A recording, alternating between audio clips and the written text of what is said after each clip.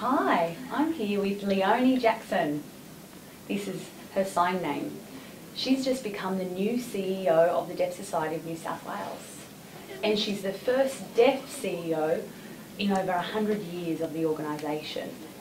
So we really want to ask Leonie, how does she feel as the first deaf CEO over the past 100 years of the Deaf Society here? It was really something I never really thought of before accepting this role, but as I have always looked at the Deaf Society as a fantastic organisation that provided such great service and support for deaf and hard of hearing people. So personally, I was very excited about the idea of being involved in the community and in a community organisation and being there for deaf people, using their language and making sure that they're comfortable. And that's what I'm really excited about. So when they made the announcement, I did actually feel that it was quite a big impact there on deafness, the deaf community, and really showed deaf people that they can do it. So we do have deaf CEOs in other organisations. So we have Brett Casey in Deaf Services Queensland, and we have other deaf CEOs of different organisations. So they were my role models.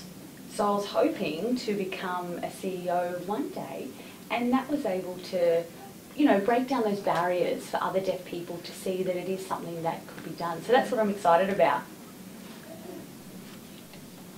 I think the deaf community does value those kind of role models, and for you working as a CEO, it's quite a positive role model, and hopefully we'll see more and more of that in Australia.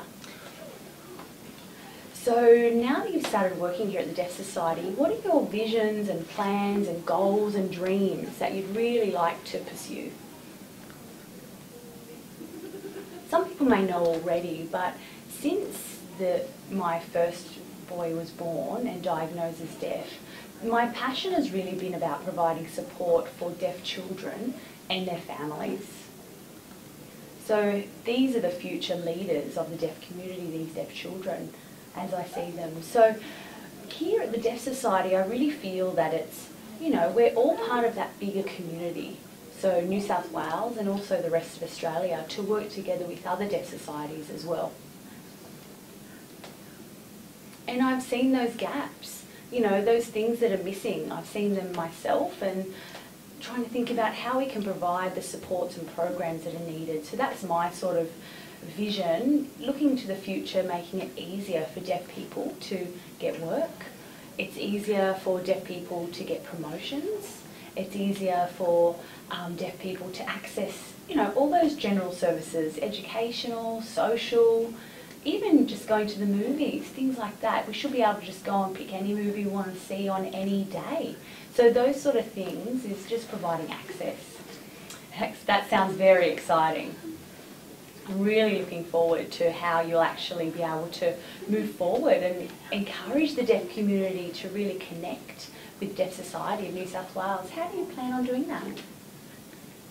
Well, day 3 of the job today, so I am really impressed by the team we have here.